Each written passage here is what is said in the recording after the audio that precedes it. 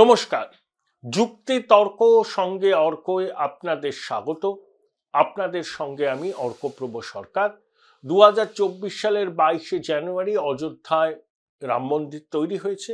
মর্যাদা পুরুষোত্তম রামচন্দ্র 500 বছর পর দিওয়ালির দিন নিজের বাড়িতে উৎসবে মেতেছিলেন। আমরা বলি রাম মন্দির হচ্ছে শতবর্ষের সাধনা, রাম মন্দির স্থাপনা।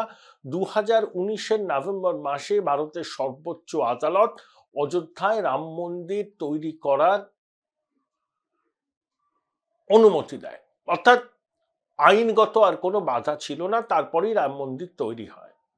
সুপ্রিম কোর্টের সিদ্ধান্ত সবাই মেনে নিয়েছিলেন এবং সুপ্রিম কোর্ট এটাও বলেছিল যে মসজিদ তৈরি করার জন্য অযোধ্যা উন্নয়ন কর্তৃপক্ষ এবং উত্তরপ্রদেশ সরকার মুসলিম সুন্নি ওয়াকফ বোর্ড তাদেরকে 5 একর জমি দেবেন। সেই জমি চিহ্নিত করা হয়েছে অযোধ্যা থেকে 40 কিলোমিটার দূরে, কিন্তু এখনো সেখানে কোনো ইট গাঁথা হয়নি। যারা মসজিদ তৈরি করার দায়িত্বপ্রাপ্ত তারা বলছেন তারা অর্থাভাবে ভুগছেন। মাত্র 1.5-2 কোটি টাকা তাদের তহবিলে আছে। সেখানে একটা অত্যাধুনিক হাসপাতাল, ইসলামিক স্টাডি কেন্দ্র, যারা সেখানে গবেষণা করবেন তাদের থাকার ব্যবস্থা এবং মসজিদও তৈরি হবে। কিন্তু উত্তরপ্রদেশের মানুষেরই আপত্তি সেই মসজিদের নাম বাবরি মসজিদ রাখা নিয়ে। তারা অন্য কোনো নাম হয়তো দেবেন, কারণ তারাও মনে করেন যে বাবর ছিলেন মধ্য এশিয়া থেকে একজন আগ্রাসনকারী। তিনি বহু মন্দির ভেঙে মসজিদ তৈরি করেছিলেন। কিন্তু এখনো আমি মনে করি যে বাবরি মসজিদের পর ওই জায়গায় রাম মন্দির হয়েছে। এখন আমাদের মন্দির মসজিদ বিতর্ক থেকে সরে এসে দেশকে উন্নতি এবং প্রগতির সড়কে নিয়ে যেতে হবে এবং ধর্মীয় সংখ্যালঘুদেরও বিকশিত ভারতের গড়ার সংকল্পে কাঁধে কাঁধ মিলিয়ে লড়তে হবে। এখন মসজিদে মসজিদে গিয়ে শিবলিঙ্গ খোঁজার সময় নয়। ইতিহাসে অনেক অবিচার হয়েছে ভারতের ধর্মীয় সনাতনীদের উপর, কিন্তু সেসব ভেবে আর লাভ নেই। রাম মন্দির নির্মাণ হয়ে গেছে। আপাতত এই মন্দির মসজিদ বিতর্ক থেকে দূরে সরে থাকাই ভালো। এটা আমার ব্যক্তিগত মত, অনেকেরই ভিন্ন মত থাকতে পারে। যদি মুসলমান ভাইয়েরা অযোধ্যার কৃষ্ণ জন্মভূমি মন্দির পুনরুদ্ধারে সায় দেন, হবে। এরা দুই সম্প্রদায়ের মানুষদের, তাদের ধর্মীয় নেতাদের আলাপ আলোচনার মাধ্যমে এই বিবাদের নিষ্পত্তি করতে হবে। এখন মন্দির মসজিদ বিতর্ককে জিইয়ে রেখে বিকশিত ভারত গড়ার লক্ষ্যে যে যাত্রা আমরা শুরু করেছি সেই লক্ষ্য থেকে বিচ্যুত হওয়া যাবে না। কিন্তু ঈশ্বর পরিত্যক্ত বঙ্গের ছবিটা অন্য। হুমায়ুন কবির, যিনি মুর্শিদাবাদের বিধায়ক, বাবর, হুমায়ুন, আকবর, জাহাঙ্গীর, আওরঙ্গজেব, এই তো মুঘল ডায়নাস্টি। তাহলে হুমায়ুন বাবর নাম দুটোই খুব কাছাকাছি। সেই জন্য তিনি মুর্শিদাবাদে একটা বাবরি মসজিদ তৈরি করবেন। তার কি যুক্তি? দেখুন, 2011 সালের সেন্সাস অনুযায়ী পশ্চিমবঙ্গে মুসলমান জনসংখ্যা ছিল 27%। হুমায়ুন বলছেন এখনো তো জনগণনা হয়নি, 35%, আর মুর্শিদাবাদ জেলায় 70%। 6 ডিসেম্বর 1992 বাবরি মসজিদের ভাঙার অভিঘাত ধর্মীয় সংখ্যালঘুদের মননে তীব্র একটা গভীর ক্ষত তৈরি হয়েছে। সেই ক্ষত মেরামতের জন্য, সেই ক্ষতে মলম দেওয়ার জন্য তিনি মুর্শিদাবাদ জেলায় একটা বাবরি মসজিদ তৈরি করবেন। ট্রাস্ট করে, মসজিদ কমিটিগুলোর সঙ্গে বৈঠক করে, সরকারের কাছ থেকে জমি নিয়ে তিনি মসজিদ তৈরি করবেন। তা বাবরি মসজিদ ভাই কেন নামকরণ করতে হবে? আপনি মুর্শিদ কুলি খান নামে একটা মসজিদ করুন না। আর এখন কি মসজিদ তৈরি করাই অগ্রাধিকার? মুর্শিদাবাদে সংখ্যালঘু জনসংখ্যা 65%। তাই জন্যই তো হুমায়ুন বলেছিলেন না লোকসভা নির্বাচনের আগে এখানে 30% সনাতনীদের প্রয়োজনে ভাগীরথীর জলে চোবাবো, কেউ তার কথার প্রতিবাদ করেনি। এই ধরনের কথা বলে পার পাওয়া যায়। এই ধরনের কথার প্রতিবাদ করলে আপনার গায়ে সাম্প্রদায়িক তকমা লাগিয়ে দেওয়া হবে। এখন হুমায়ুনের খুব সাধ জেগেছে, তিনি মুর্শিদাবাদে বাবরি মসজিদ তৈরি করবেন। আমার প্রশ্ন, আপনি মসজিদ তৈরি করুন না, মুসলমান ভাইয়েরা যদি মনে করেন এটা মসজিদের খুব দরকার করুন, কিন্তু বাবরি মসজিদের নামকরণ কেন হবে? মুর্শিদ কুলি খান নামে করুন বা অন্য কারোর নামে করুন। অর্থাৎ আপনি খোঁচাতে চাইছেন যে ক্ষত শুকিয়ে গেছে সময়ের পলি পড়ে পড়ে, তাকে আপনি খোঁচাতে চাইছেন। সামনে বাংলাদেশের বর্ডার, বাংলাদেশে ধর্মীয় সংখ্যালঘুরা আক্রান্ত হচ্ছেন, সারা বিশ্বে সনাতনীরা প্রতিবাদ করছেন। এই আবহে একজন জনপ্রতিনিধি যখন এই কথা বলেন, তখন তার উদ্দেশ্য নিয়ে সন্দেহ জাগে।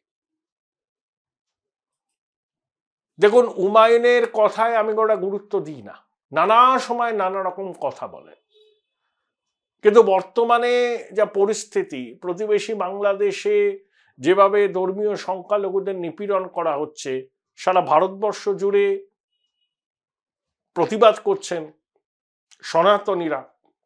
এমনকি জামা মসজিদের শাহী ইমাম পর্যন্ত ইউনুসকে ইসলামের পাঠ পড়িয়েছেন।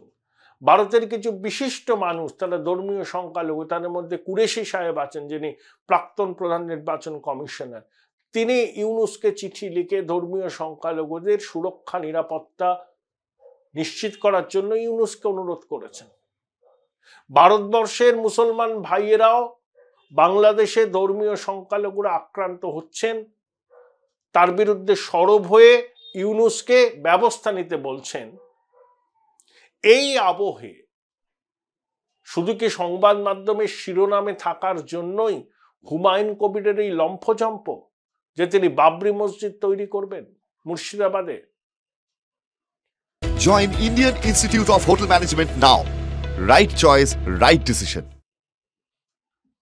তৃণমূলের মধ্যে যে ক্ষমতার টানাপোড়েন, সে নিয়ে হুমায়ুন অনেক লেকচার দিয়েছেন, মুখ্যমন্ত্রীর ধমক খাওয়ার পরে রণভঙ্গ দিয়েছেন, কিন্তু ওই আবার নতুন করে তিনি এমন একটা বিষয়কে উত্থাপন করলেন, বর্তমান পরিস্থিতিতে সেগুলো না করলেই ভালো হতো। মসজিদ আপনি তৈরি করতেই পারেন, পুরীতে তো জগন্নাথ মন্দির, এই দীঘাতে তো জগন্নাথ মন্দির হচ্ছে ভালো। তবে আমি মনে করি যে সরকার এভাবে সরাসরি মন্দির টন্দির তৈরির ক্ষেত্রে না জড়ালেই ভালো। রাম মন্দির কিন্তু সরকার করেনি, রাম মন্দির ট্রাস্ট করেছে। তাতে প্রধানমন্ত্রীর দপ্তরের প্রিন্সিপাল সেক্রেটারি নৃপেন মিশ্র ছিলেন, কিন্তু রাম মন্দির যে ট্রাস্ট, সেই ট্রাস্ট চাঁদা তুলে কিন্তু মন্দিরটা করেছে। আর দীঘার জগন্নাথ মন্দির সরকার সরাসরি করছে, এটার মধ্যে একটু পার্থক্য আছে। যেমন সোমনাথ মন্দির পুনর্গঠনের পর রাজেন্দ্র প্রসাদ গেছিলেন উদ্বোধন করতে, কিন্তু পণ্ডিতজি মনে করেছিলেন যে রাষ্ট্র কখনো কোনো ধর্মীয় অনুষ্ঠানে সরাসরি যোগ দিতে পারে না, সেজন্য পণ্ডিত নেহেরু পুনর্গঠিত সোমনাথ মন্দিরের উদ্বোধনে যাননি। তা নিয়ে বিতর্ক হয়েছিল। নেহেরুর ফিলোসফি যে ধর্মনিরপেক্ষ রাষ্ট্র কখনো কোনো বিশেষ ধর্মের উপাসনাস্থল তৈরি ইত্যাদির ক্ষেত্রে অংশ নিতে পারে না, সেটা ধর্মনিরপেক্ষতার আদর্শের পরিপন্থী। অনেকে বলতে পারেন যে তাহলে নরেন্দ্র মোদী রাম মন্দির উদ্বোধন করলেন, মোহন ভাগবত ছিলেন, যোগী আদিত্যনাথ ছিলেন, তাদের বেলা আপনি তো কিছু বলছেন না। দেখুন, নরেন্দ্র মোদী ঘোষিতভাবে হিন্দু হৃদয় সম্রাট, যোগী আদিত্যনাথকেও হিন্দুরা পছন্দ করেন, আর আরএসএস হিন্দু স্বার্থ রক্ষার জন্য কথা বলে। তাদের অনুষ্ঠান স্থলে যাওয়া নিয়ে বিতর্ক হয়েছে, সেকুলার লিবারালরা রেড়ে করে উঠেছেন। ভারতের ধর্মনিরপেক্ষ কাঠামোর মূলে কুঠারাঘাত। তৃণমূল কংগ্রেসও তো নিজেদের সেকুলার বলে দাবি করে, তাদের সরকার কিভাবে দীঘায় একদম সরকারি উদ্যোগে মন্দির তৈরিতে সামিল হলো, এই প্রশ্নটা ঘুরে ফিরে আসে।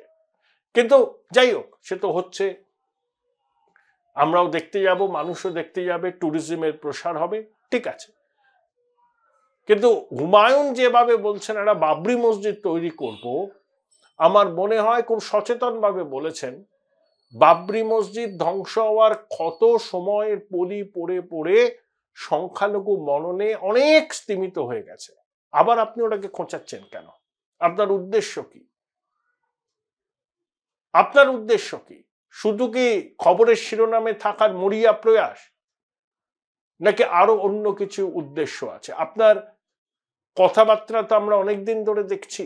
নির্বাচনের আগে আপনি মুর্শিদাবাদ জেলায় কি বলেছিলেন সেটাও আমরা জানি। তাই সিঁদুরে মেঘ দেখলে আমরা ডরাই।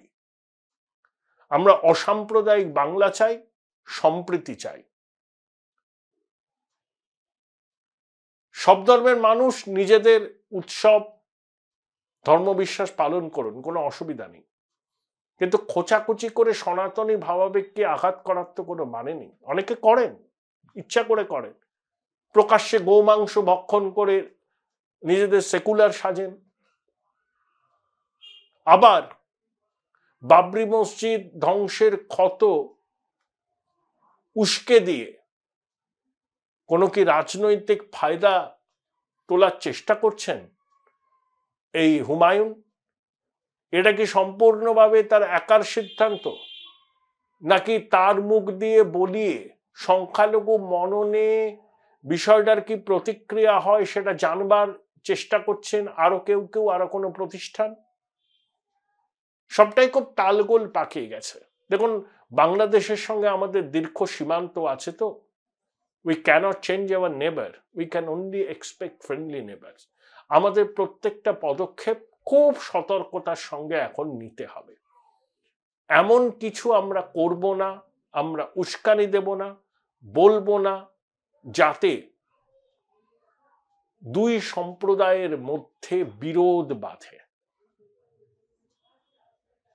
পাশাপাশি থাকতে হবে, বাস্তবটাকে স্বীকার করে নিতে হবে এবং বিকশিত ভারত গড়ার লক্ষ্যে ধর্ম নির্বিশেষে মানুষকে এগিয়ে আসতে হবে। তা না হলে কিন্তু আমরা লক্ষ্যভ্রষ্ট হব। প্রতিবেদনের শুরুতে আমি একটা কথা বলেছিলাম যে ইতিহাসে সনাতনীদের উপর অবিচার যে হয়েছে তার প্রমাণ আছে, কিন্তু সেই ইতিহাসকে আঁকড়ে থাকলে আমাদের চলবে না, আমাদের সামনের দিকে এগোতে হবে। রাম মন্দির তৈরি হয়ে গেছে, ব্যাস, সুপ্রিম কোর্টের নির্দেশে হয়েছে। সুন্নি ওয়াকফ বোর্ডকে জমি দেওয়া হয়েছে, তারা নিশ্চয়ই সেখানে মসজিদ, হসপিটাল, ইসলামী চর্চা কেন্দ্র করবেন। কিন্তু আমি করজোড়ে সমস্ত মানুষের কাছে অনুরোধ করছি, একজন সহনাগরিক হিসাবে, আসুন বিকশিত ভারত গড়ার লক্ষ্যে এগোই। এখন মসজিদে মসজিদে শিবলিঙ্গ খোঁজার সময় নয়। স্বয়ং সংঘ প্রধান মোহন ভাগবত পর্যন্ত এই কথাটাই বলেছেন।